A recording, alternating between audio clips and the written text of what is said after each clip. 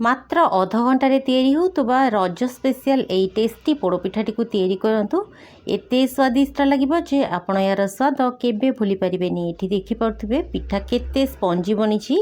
तेबे चलतु स्टार्ट करवा रेसिपी। तो देखंतु गोटे मिक्सिंग बाउल रे गोटे कप रे मापिकी गोटे कप सुजी, गोटे कप चाउल चूना, गोटे कप आंबर रस, ता सहित अध कप पानी देकी याकू बढ़िया भाव में गोले दबा। एबे याकू आमे घोड़े दबा और 10 मिनिट रेस्ट छाड़दबा। 10 मिनिट पर देखंतु सुजी बढ़िया भाव में फुली जाइछि।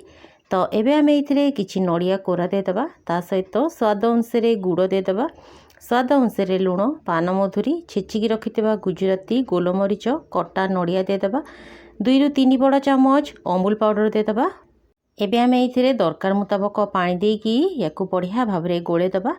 तो देखंतु एबे इथिरे बढ़िया फ्लेवर आनिया पई गोटे बड़ चामच देसी घिओ देदबा, 3 ରୁ 4 पिंच खाइबा सोडा और गोटे छोट चामच बेकिंग पाउडर देकी सबको बढ़िया भाव में गोले दबा। यार कंसिस्टेंसी एमिति ही रखिबे।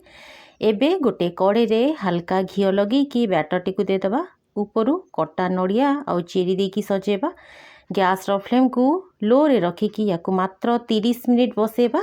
पिठा टिके ठंडा हैला परे याकू कढ़ी रु काढ़िबे। तो देखंतु एकदम टेस्टी और स्पंजी आंब पोड़ पिठा आमर बनिकी रेडी। टिके ठंडा हैला परे पिठा को काटंतु। रजरे पिठाटी को बनिकी खांतु, बढ़िया लागिबो।